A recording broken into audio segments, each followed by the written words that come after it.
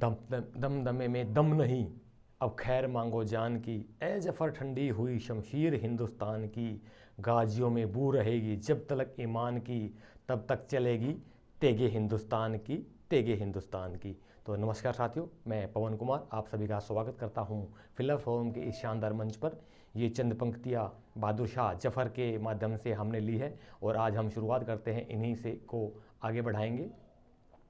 तो जैसा कि आप जानते हैं, हमारा फिलर फोरम जो मंच है वो समर्पित है साथियों हायर एजुकेशन के लिए, जहां पर तैयारी करवाई जाती है NTA, UGC, नेट, JRF की, और लगभग सभी प्रमुख विषयों में फर्स्ट पेपर और सेकंड पेपर की तैयारी करवाई जाती है, जो कि सभी निःशुल्क है, जिसका कोई चार्ज नहीं लिया जाता है साथियों। तो आप हमें ज्वाइन कर सकते हैं फिलर फोरम के ऐप के माध्यम से, प्ले स्टोर से डाउनलोड करके ज्वाइन हो सकते हैं, और वेबसाइट के माध्यम से आप हमें ज्वाइन कर सकते हैं।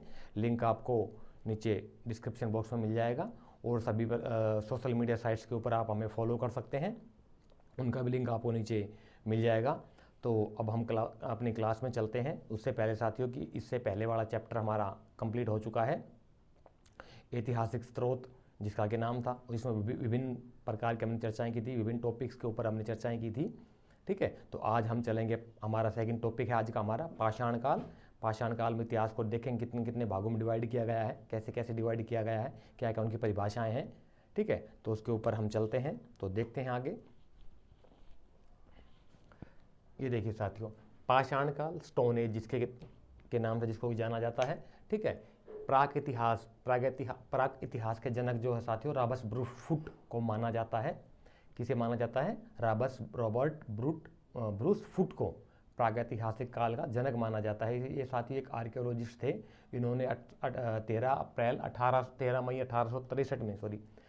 मई 1863 में मद्रास के पल्लवरम से, मद्रास में तमिलनाडु मद्रास की राजधानी है, वहाँ पर एक पल्लवरम नाम की जगह है, वहाँ से एक सबसे प्राचीन पाषाण काल का हैंड एक्स खोजा था, पाषाण उपकरण खोजा था, एक टूल खोजा था मानव का, पाषाण काल के मानव का बनाया हुआ पत्थर का औजार, जिसे हैंडेक्स कहते हैं या कुल्हाड़ी भी कह सकते हैं, वो खोजा था। तो वहाँ से जो है प्रागैतिहासिक काल की, पाषाण काल के ये जनक माने गए हैं रॉबर्ट ब्रूस फुट जो है।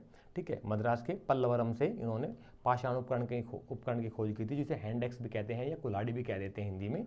ठीक है, तो जो हमारा प्राचीन मानव था, मानव की जो परिभाषा जो है, मानव की एक सही तरीके से जो परिभाषित अगर मानव को किया जाए तो वो है औजार बनाने वाला प्राणी। कौन है? औजार बनाने वाला प्राणी सबसे पहले मानव कहलाया।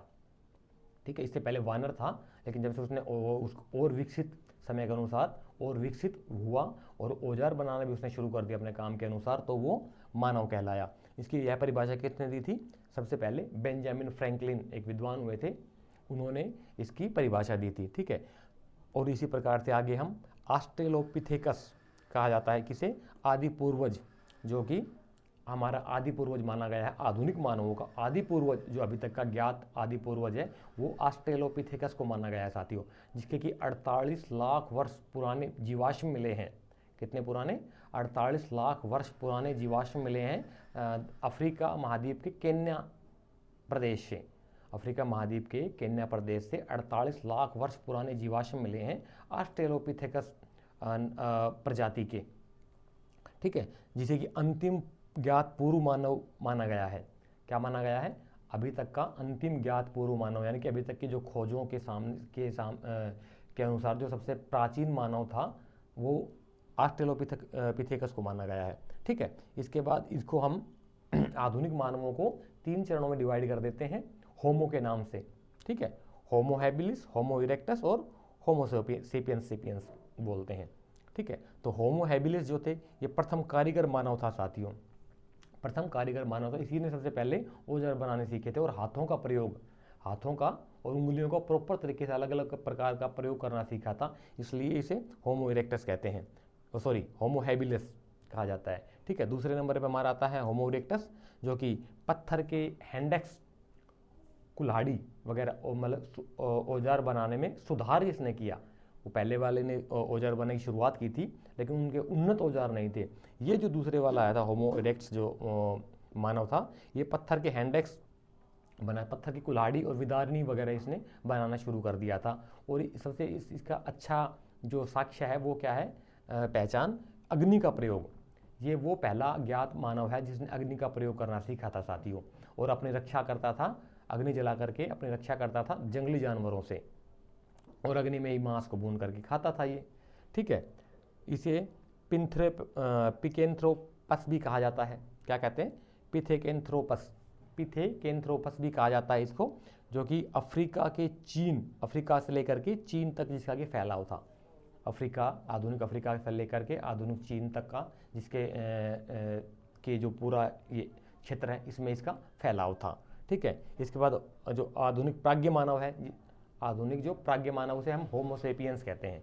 क्या कहते हैं, होमोसेपियंस। ये बुद्धिमान मानव माना गया है जिसकी समानता की गई है जर्मन के निएंडरथल मानव से। जर्मन में एक मानव जीवाश्म पाया गया है जिसे निएंडरथल कहा गया है साथियों, उसकी समानता होमोसेपियंस से की गई है कि ये आधुनिक प्रज्ञ मानव था, उसे माना गया है। तो ये हमारा पोर्शन कंप्लीट हुआ। अब हम दूसरी तरफ चलते हैं। ठीक है, अब इनको डिवाइड कर लिया जाता है साथियों। वीएस गुहा एक इतिहासकार और विद्वान हुए हैं। उन्होंने व्यक्ति के, मानव के कार्यकलापों के अनुसार उन्होंने 6 भागों में बांट दिया मानव जातियों को, प्राचीन मानव जातियों को 6 भागों में बांट दिया। कौन कौन सी, अभी देखते हैं। नेग्रिटो, जो कि प्राचीन भारतीय जाति मानी गई है साथियों, प्राचीन भारतीय जाति मानी गई है। इसके बाद प्रोटो ऑस्ट्रेलॉइड। प्रोटो ऑस्ट्रेलॉइड वो थे जो निषाद यानी कि आदि मानव जो आदिवासी की तरह से रहते थे, जो कि मुंडा जनजाति है हमारे भारत में, झारखंड के आसपास जो मुंडा जनजाति रहती है। ठीक है, उनमें कुछ लक्षण दिखाई पड़ते हैं इसी मानव के, प्रोटो ऑस्ट्रेलॉइड मानव के। उनके अंदर जो है सिंदूर, हल्दी का प्रयोग, सिंदूर का प्रयोग करना। ठीक है, ये कुछ विशेषताएं थी प्रोटो ऑस्ट्रेलॉइड मानव की, जो कि मुंडाओं के अंदर उनकी परंपराओं में कुछ अंश दिखाई पड़ते हैं इसके। ठीक है, उसके बाद आता है हमारा मंगोलायन मानव। उसके बाद मेडिटेरेनियन जो था, ये साथियों द्रविड़ों का प्रतिनिधि माना गया है इसे। द्रविड़ मतलब आज का दक्षिण भारत में जो लोग रहते हैं उनका प्रतिनिधि माना गया है।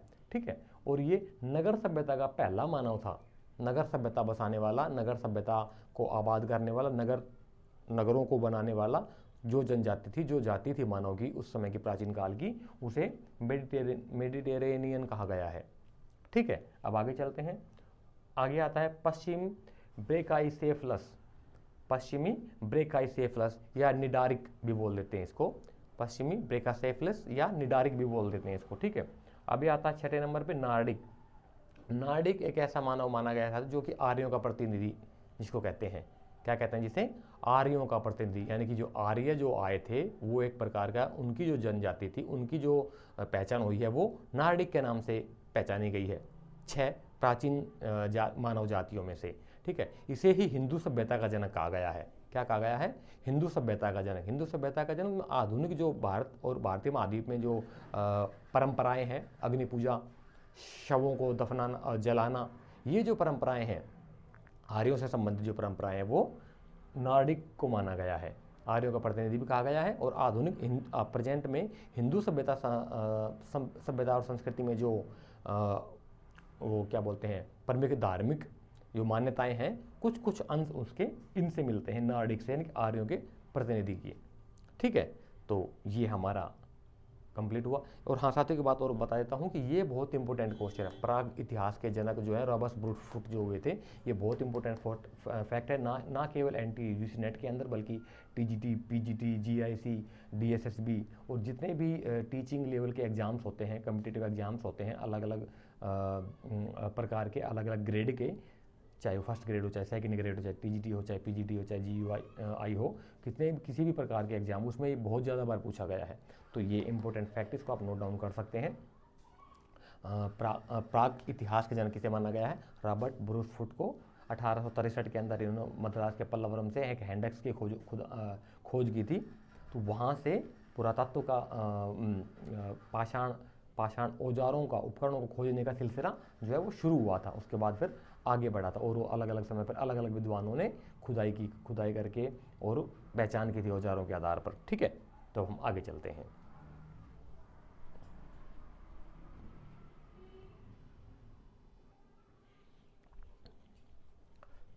तो अब डिवाइडेशन ऑफ हिस्ट्री देख लेते हैं साथियों, पाषाण उपकरणों के आधार पर। किसके आधार पर? उपकरणों के आधार पर। ठीक है, तो इतिहास को हमारा 3 प्रमुख विभागों में बांट दिया गया है हमने, प्राक इतिहास, आद्य इतिहास और ऐतिहासिक काल। ठीक है, प्राक इतिहास, आद्य इतिहास और ऐतिहासिक। प्राक इतिहास वो है जिसका क्योंकि अभी किसी प्रकार का कोई लिखित साक्ष्य नहीं मिला है, किसी प्रकार का कोई भी लिखित साक्ष्य नहीं मिला है, वो हमारा प्राक इतिहास में चला जाता है। आद्य इतिहास या प्रागैतिहासिक इसे हम कह देते हैं कि जिसका कि कुछ लिखित इतिहास लिपि मिलना शुरू हो गई है, लेकिन जिसे हम पढ़ नहीं पाए हैं किसी कारणवश। ठीक है, पढ़ नहीं पाए हैं, जैसे कि हड़प्पा मोहनजोदड़ो है कि वैदिक की जो लिपि है वो अभी उसे हम डिकोड नहीं कर पाए, पढ़ नहीं पाए हैं अभी तक। ठीक है, और इसी प्रकार से अगर वर्ल्ड में पूरे विश्व में देखा जाए तो मेसोपोटामिया की सभ्यता और ये आपकी इजिप्ट, मिस्र की सभ्यता, बेबीलोनियन की सभ्यता, जो पिरामिड बने हुए हैं मिस्र में, वहाँ की लिपि को अभी तक हम डिकोड नहीं कर पाए, चित्रात्मक लिपि है वो। ठीक है ना, तो और इसी प्रकार ऐतिहासिक काल के अंदर वो काल आता है जहाँ से लिखित इतिहास मिलना शुरू होता है और जिसे हम पढ़ चुके हैं अभी तक। ठीक है, तो छठी शताब्दी BC तक चला जाता है इसका इतिहास हमारा, जहाँ से बुद्ध और जैन के धर्म ग्रंथों में से भी हमें इतिहास मिलता है और अन्य प्रकार के लेखों से और साहित्य से भी लिखित इतिहास हमें मिलता है। और इसके अलावा अभिलेख भी हमारा यहाँ से मिलने शुरू हो जाते हैं। क्या मिलते हैं हमें यहाँ से? अभिलेख, जैसे कि अशोक के अभिलेख हैं। ठीक है ना, तो वो पढ़ लिए गए हैं, हालांकि उससे पहले के अभिलेख भी मिले हैं, लेकिन उनमें से कुछ पढ़ पाए हैं, कुछ हम नहीं पढ़ पाए हैं अभी तक। ठीक है, तो प्रमुख रूप से ऐतिहासिक काल जो 6th BC के बाद से लेकर के कल तक का इतिहास हमारा, जो जिसका कि लिखित साक्ष्य, जिसका कि रिकॉर्ड है हमारे पास लिखित में, उसे हम इतिहास कहते हैं, चाहे वो कल का ही क्यों ना हो। तो वो सारा इतिहास जो हमारा ऐतिहासिक काल में आ जाता है। ठीक है, प्राक इतिहास, आद्य इतिहास और ऐतिहासिक काल। ठीक है, प्राक इतिहास को हमने फिर आगे डिवाइड कर दिया है पाषाण काल में। ठीक है, पाषाण काल में प्राक इतिहास को पाषाण में आया था हमारा पाषाण काल। पाषाण काल का समय काल माना गया 6 लाख वर्ष पूर्व से 4000 ईसा पूर्व के लगभग तक। ठीक है, इसे हमने फिर आगे 3 भागों में बांट दिया है साथियों, पूरा पाषाण, मध्य पाषाण और नवपाषाण। ठीक है, इससे पहले हम इस पर चर्चा कर रहे थे प्राक इतिहास, आद्य इतिहास और ऐतिहासिक काल। तो आद्य इतिहास को हमने फिर 2 भागों में डिवाइड कर दिया, सैंधव सभ्यता और वैदिक सभ्यता। सैंधव सभ्यता वही हड़प्पा मोहनजोदड़ो वाली सभ्यता जो है हमारी, वो उसका समय काल कितना है? 2250 BC से लेकर के 1750 BC। हालांकि अलग अलग विद्वानों की अलग अलग राय है इसमें, लेकिन ओवरऑल देखा जाए और कार्बन डेटिंग के हिसाब से देखा जाए तो इसका समय काल 2250 BC से 1750 BC के बीच में आता है। इसमें भी अगर हालांकि देखा जाए तो आगे तो हम पढ़ेंगे टॉपिक को, तो 3 भागों में बांटा जाएगा, पूर्व हड़प्पा, परिपक्व हड़प्पा और उत्तर हड़प्पा काल। ठीक है, ये हो गया हमारा, वो ही आगे चल गया फिर हमारा पूरा पाषाण काल, मध्य पाषाण काल और नवपाषाण काल। 3 भागों में पाषाण काल को बांट दिया, पूरा पाषाण काल, मध्य पाषाण काल और नवपाषाण काल। ठीक है, मध्य पाषाण काल का 10,000 साल से लेकर के 4000 BC, 10,000 BC टू 4000 BC के बीच का जो समय काल वो मध्य पाषाण काल में माना गया है। और नवपाषाण काल का 4000 BC से लेकर के 1000 BC, 4000 BC टू 1000 BC के बीच का जो काल है वो नवपाषाण काल का माना गया है। ठीक है, इसके बाद पूरा पाषाण को हमने फिर 3 भागों में बांट दिया, निम्न पूर्व पाषाण, मध्य पूर्व पाषाण युग और उच्च पूर्व पाषाण युग। ठीक है, इसमें कौन सा आ गया हमारा? निम्न पूर्व पाषाण युग में 6 लाख वर्ष पूर्व ईसा पूर्व से लेकर के 1.5 लाख ईसा पूर्व तक का समय। ठीक है, मध्य पूर्व पाषाण काल में 1,50,000 से लेकर के 30,000 वर्ष ईसा पूर्व तक का समय काल जो है BC तक का आ गया इसमें हमारा। ठीक है, और आगे उच्च पूर्व पाषाण युग में 30,000 BC से लेकर के हमारा 10,000 BC के जो बीच का जो कालखंड है ये उच्च पूर्व पाषाण युग में आ जाता है। ठीक है, अब हम इसको जो निम्न पूर्व पाषाण युग है इसको हमने 2 आगे भागों में बांट दिया है। पूर्व पाषाण युग संस्कृति के आधार पर। ठीक है, संस्कृति के आधार पर यहाँ पर हमने 2 भागों में बांट दिया, कौन कौन सा? चॉपर चॉपिंग या पेबल संस्कृति, चॉपर चॉपिंग या पेबल संस्कृति। ठीक है, और आशुलियन संस्कृति। ठीक है, ये जो चॉपर चॉपिंग के या पेबल संस्कृति है, इसके जो उपकरण हैं साथियों, चॉपर चॉपिंग जो है काटने वाले जो उपकरण हैं ये हमें सोहन नदी घाटी के आसपास ज़्यादा मिले हैं। सबसे पहले सोहन नदी घाटी में मिले, तो इसलिए कुछ विद्वान को सोहन नदी घाटी सभ्यता संस्कृति, सोहन संस्कृति के नाम से भी जानते हैं। ठीक है। और इसी प्रकार से आशुलियन संस्कृति के ऊपर हमें मद्रास से मिले सबसे पहले, जिसमें कि हैंड-एक्स और क्लीवर मिले हैं। हैंड-एक्स यानी कि हाथ के बनाए पाषाण पत्थर की कुल्हाड़ी, और क्लीवर विदारिणी जो है वो हमें मद्रास से मिली है। तो इसे कई बार कुछ विद्वान मद्रासी संस्कृति भी कह देते हैं। क्या कह देते हैं? मद्रासी संस्कृति कह देते हैं। ठीक है। तो ये इस इतिहास को हमने ऐसे ऐसे अलग अलग हिस्सों में डिवाइड कर दिया है। कल हम इसके ऊपर एक एक पॉइंट के ऊपर टॉपिक करेंगे, चर्चा करेंगे, डिस्कस करेंगे प्रॉपर तरीके से, गहन चर्चा करेंगे इसके ऊपर हम। ठीक है साथियों। तो तब तक आप इसके ऊपर डिस्कशन कर लीजिए अच्छी तरीके से। इससे पहले वाला जो टॉपिक पढ़ाया था उनको देख लीजिए एक बार अच्छे से। ठीक है। और उम्मीद करता हूँ साथियों आपसे कि कल संडे है और आप रिवीजन कर रहे होंगे। ठीक है। रिवीजन बहुत जरूरी साथियों। एक हफ्ते पढ़ाई गई, हमने फिर रिवीजन किया, एक हफ्ते पढ़ाई की, फिर रिवीजन किया, ऐसे ही 4 हफ्ते पढ़ाई करके हमने हमारा जो हर मंथ का जो एंड है उसमें 3-4 दिन आप ऐसे रख लीजिए जिसमें आपको पूरे महीने में जो भी पढ़ा आपने उसको आप रिवीजन मार दें। ठीक है। वो हमने एक स्ट्रेटेजी बताई है इसके लिए। हमारे 2nd नंबर की वीडियो अगर आप देखोगे, how to crack NET JRF 2022, तो उसमें हमने कंप्लीट स्ट्रेटेजी बताई है कि आपको कितने घंटे पढ़ाई करनी है, कैसे पढ़ाई करनी है, कितना कितना समय देना है पर चैप्टर को, और कितना कितना आप कर सकते हो, रिवीजन कैसे करना है, नोट्स कैसे बनाने हो। तो उसमें हमने पूरा ही आपको ओवरऑल बता दिया है। तो वो कुछ अगर नए स्टूडेंट्स हैं जिनको नहीं पता तो वो उस वीडियो को जरूर देख लीजिए। प्लेलिस्ट आपको वीडियो के नीचे डिस्क्रिप्शन बॉक्स में मिल जाएगी। ठीक है साथियों। तो तब तक के लिए स्वस्थ रहिए, अच्छे से रहिए। और हाँ, कल के लिए कुछ टास्क दे देता हूँ आपको। कल आप क्या करोगे दिखाता हूँ आपको।